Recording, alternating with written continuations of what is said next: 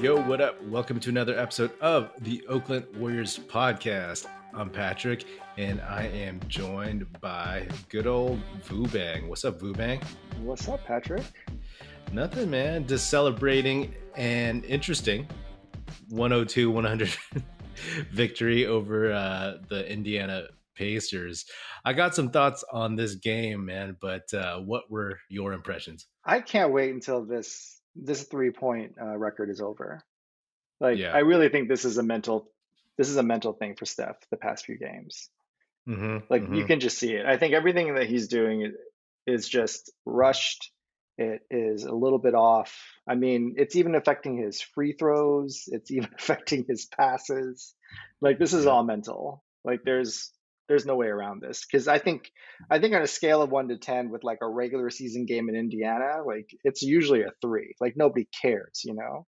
And so to ratchet this up to this, I mean, did you see the Philly fan the other day that had the 10 3 sign? Yeah, and then, the 3 threes were ticked off. I texted it to my old colleague, my old friend who I worked with, who's a Philly fan, and I was like, is this what Philly fan, I would have gotten the old Philly fans would have kicked that guy's ass. Right? I mean, if you're talking about fans that boo Santa Claus, aren't you rooting for Steph in that case? It doesn't matter if you have a Sixers hat on. It's been really bizarre. This whole kind of circus is strange, and it is weird. It's pretty clear that it's affecting him a little bit, and his shot is way off, man. He's looking like Jordan Poole when he missing left, right. There was one that was one of the uglier bricks I've ever seen Steph take, when it's not off balance or from half court or something.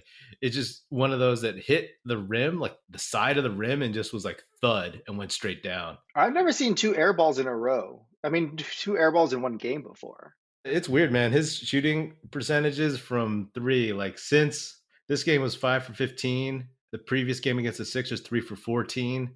Against the Blazers, 6 for 17. It is weird that it's affecting him this much, because he's been through so many tough games, so many playoff battles, and he's pretty strong mentally, right? But maybe there's just something about this particular record and whatnot that's bugging him. But I hope Ray Allen is just traveling to all these places, right? Following him to see if he'll break the record, because I think he was in Philly, and then I think he probably came to Indiana, and then he'll be in New York. But you know what he reminds me of? He reminds me of the 72 Dolphins, or whatever year that was, that team that travels whenever somebody's the hater team. Yeah, and then they celebrate when the team loses. I mean, yeah. When the Patriots, when they lost, what was that, to the Giants in the Super Bowl or something? But that's what Ray Allen is. I mean, Ray Allen is kind of a low-key hater. I mean, a little bit. That Dan Patrick interview where he said, you could still call him the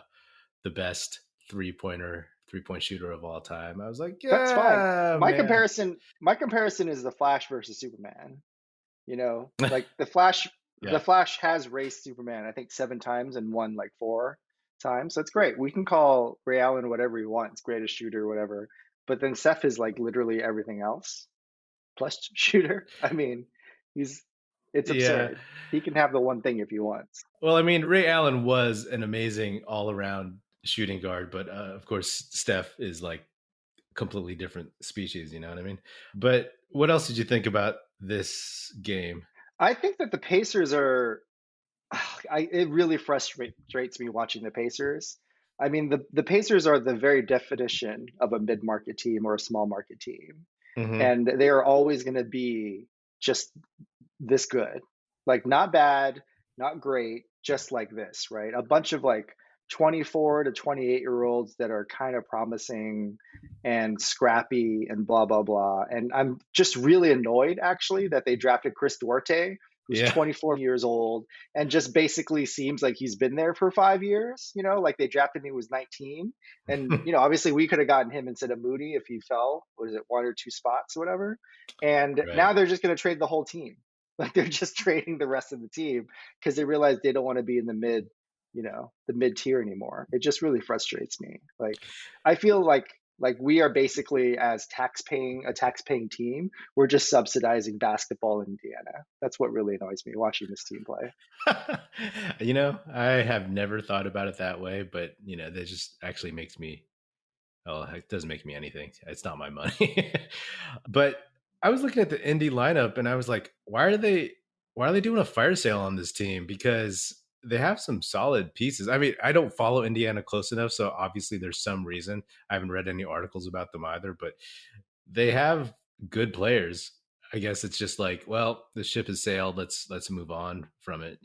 And I was bummed when they took Duarte in the draft because I was wanting him, especially after the Warriors took Kuminga, because I wanted that kind of help now guy in the 14 spot, even kind of hoping that Davion Mitchell would fall there. Obviously, he went a couple spots after Kuminga, but Duarte he'd be obviously playing more than Moody at this point. But It would have been great. It would have been great to have him.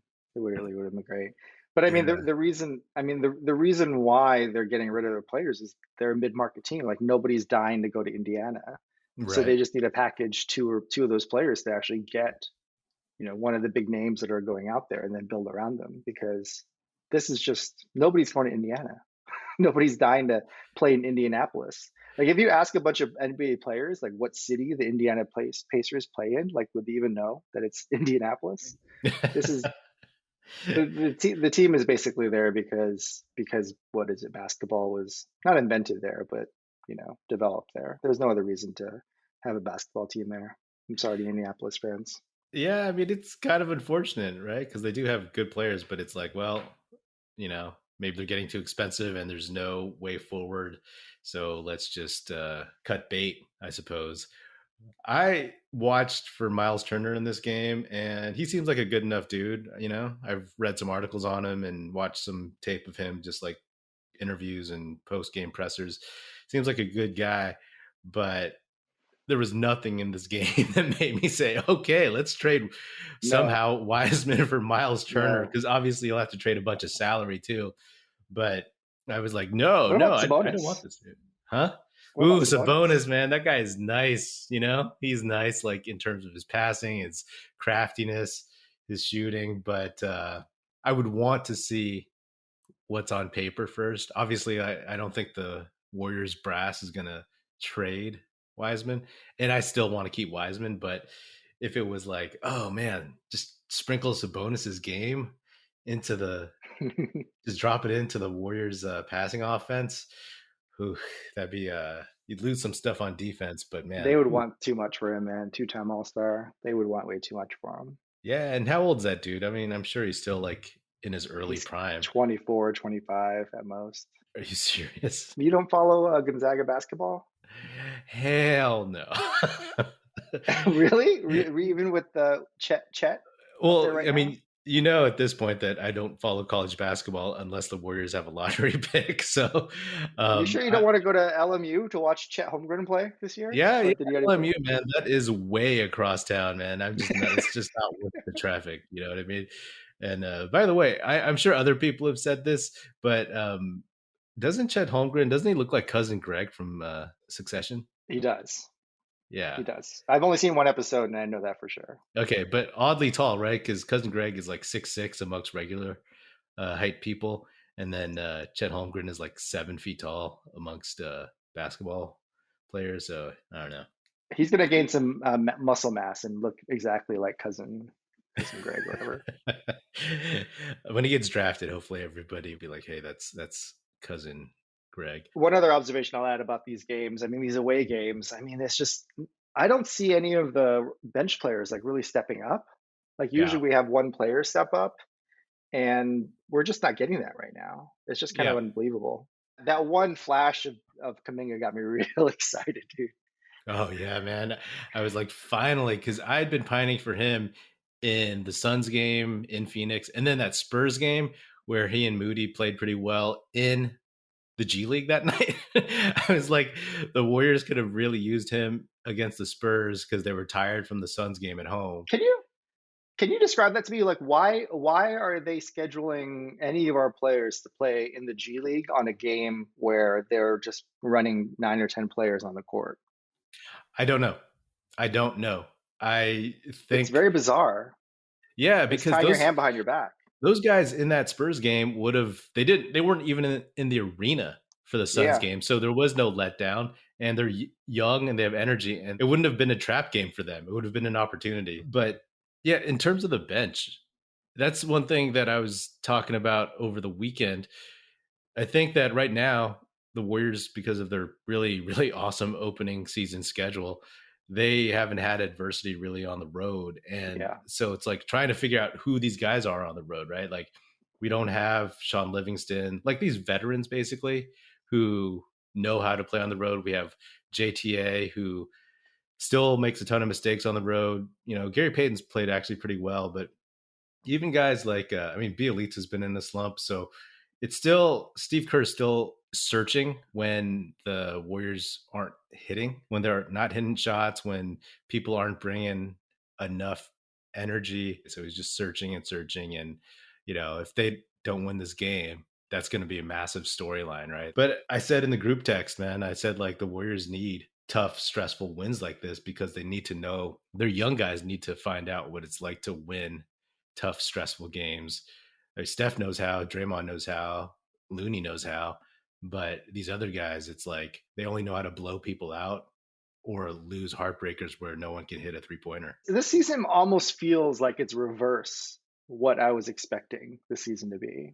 Like the Mm-hmm. last few games felt like this should have been where the Warriors were at in the beginning, just feeling themselves out, and then Yeah. eventually rolling into figuring things out. But we might have sort of mistaken the team for what it was based on the schedule. So many home games, so many games against bad teams. So I mean, I'm not super stressed out about this, Nah. but I do know that they might have had some thoughts about not throwing Wiseman and Clay into a team that's rolling.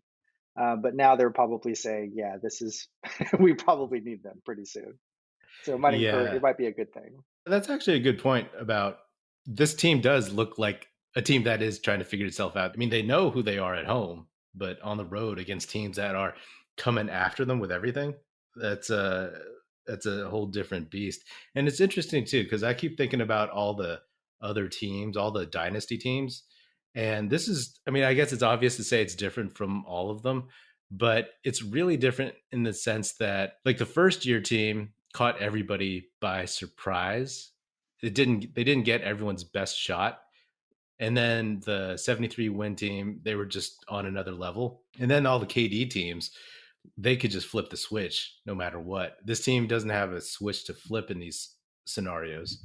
And they need to figure out how, because closing lineup is always different. And that's fine for now. And I'm sure with Clay, as long as he's like 70% or better, he'll fill one of those roles instantly. But right now, like the whole kind of feeling out process, I mean, it's early still in that respect.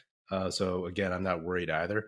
But hopefully, Kerr figures something out soon. The size really does scare me, though. I mean, Sabonis getting, what is it, 20? Last time I looked at his, how many points he had? He had 28, but I'm sure, oh, he had 30 points. The size does scare me. Like, I really do think that we need a little bit more size.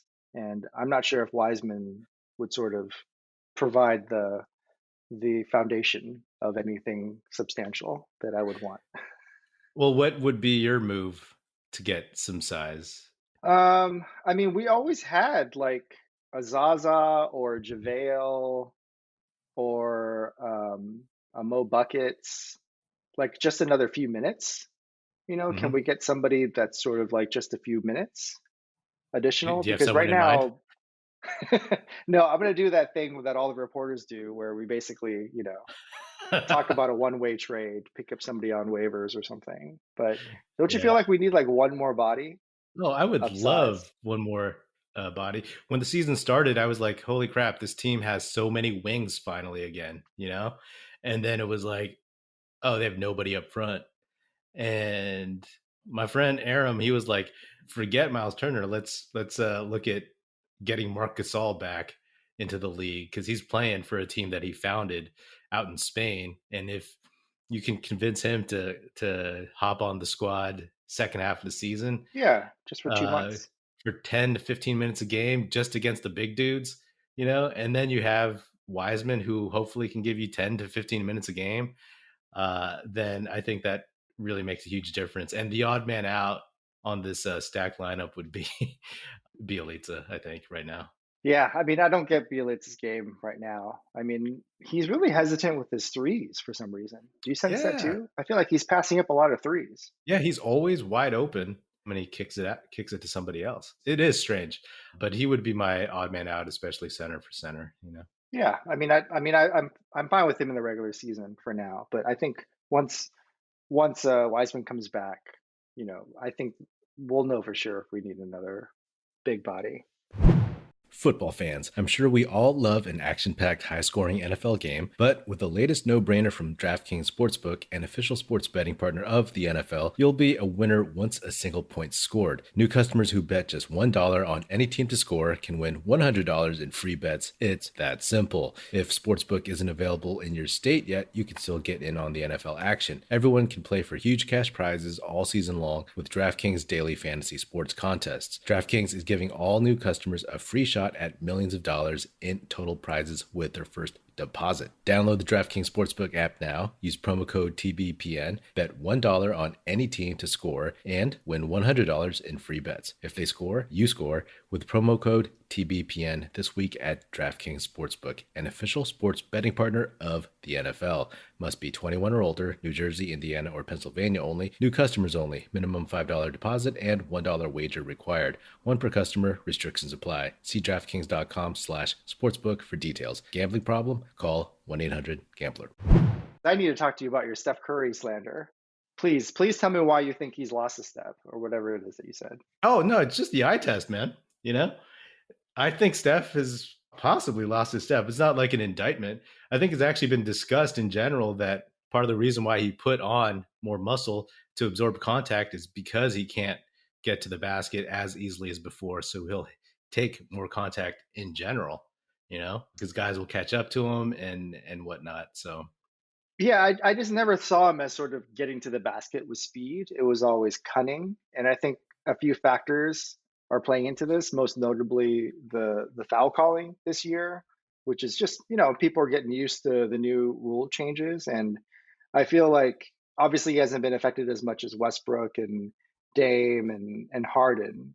But I feel if you're taking all of that, plus this record, plus, not having another 3-point threat as good as Clay out there. There's all these things that add up, I think, that are more significant than losing a step. Because I never saw him. I mean, I never saw him as an athletic guard that could just get to the rim anytime he wanted. With speed, it was more about cunning. But I mean, you combine all that because he was never a speed guy anyway, but like just going from age 25 to 33, 34, you're going to lose some quickness, Yeah, And if you do put on bulk, even a greater chance that you lose some quickness in general. And hey, fact of the matter is there's not a lot of guys who can guard him still, but there's also more dudes who have been brought up to guard guys like that, right? That's where you get Mikal Bridges, Thibault, these long, rangy dudes who are focused on guarding a guy like Steph Curry. You're not dealing with Clint Capella out on the wing. I really love Mikal Bridges, man.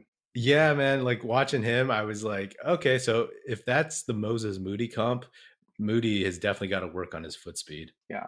So the Warriors, they play in New York, and then they play in Boston, and then Toronto in a back-to-back. So right now they're 1-1 on a 5-game road trip. What's your prediction for how they finish? I think they're going to win against the Knicks tomorrow because Steph does really well at MSG. I don't see Mm-hmm. them. I don't think they. I think they're going to split Boston and Toronto. I mean, back to back Celtics Raptors. That's kind of rough.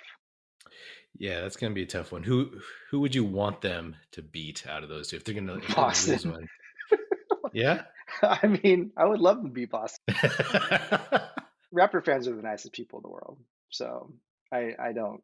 I have no qualms against Raptor fans. Yeah, I didn't until the finals, so I just want them to punish the Raptors as much as possible. So How many of the three young guys would you trade for? Well, would you trade any of them for Myles Turner? I would trade Moses Moody for him. Okay. Well, obviously. Well, what about Sabonis? Would you trade two of the three for Sabonis? No, Okay. because even though it would, quote unquote, probably help ensure our odds of winning a title, I am so invested, as you know, in James Wiseman and Jonathan Kuminga. That guy is is a bad man, you know. Yeah. And I personally just want to see those guys play together for once, even if it's garbage time, second half of the season. I just want to see what it's like to have two athletic, physically dominating guys. The Warriors don't have it. They've never had that, right? So I just want to see it. We talked about how the Warriors never had a Wiseman type center last season, and they've never had somebody like Kuminga. I mean, Kevin Durant, sure, in terms of just getting to the basket and being dominant, but like a physical specimen at 19 who I think can play both sides, both ends of the floor. You know, we haven't had that ever. Chris Webber. Chris Gatling. Big Vic. What about you? I would trade one of the three. It's not going to happen, obviously, but Sabonis is enticing, but he doesn't play any defense, right? He was just, it's just so frustrating to see him just score so easily. Yeah, he seems to have like really short arms. He looks like a T-Rex to me out there. He does, yeah. It's weird because like when they punch in on like close-ups of him, he has like an enormous head and like really narrow shoulders and like short arms. So you would trade one of the young dudes? Other than Moody, obviously. But okay. I just want to see Wiseman come back, dude. I just want to see him come back. Yeah, same here. I think we're ready for that next phase of the season where somebody comes back, you know? This is part of the story where it happens, yeah. Yeah, because like I feel like Warriors fans as a whole, we've been pleasantly surprised about how good this team is, and we're like, oh wow, those fantasies in our minds of like being a dominant dynasty team again, with some hiccups here and there, and there's a little bit of hand wringing, and then it's like, okay, time to move on. Like inject Clay, we'll ride that wave. Inject Wiseman, we'll ride that wave, and then go from there. This is a very dramatic season. I'm enjoying myself thoroughly. Oh man, it is like an amazing League Pass season. I'm like super happy that I decided to get League Pass this year for the whole NBA. All right. Well, that's another episode of the Oakland Warriors podcast. Be sure to subscribe wherever you get your podcast. Feel free to hit me up on Twitter at Patrick Epino, EPINO, or at Oakland Warriors. Check us out at OaklandWarriors.com.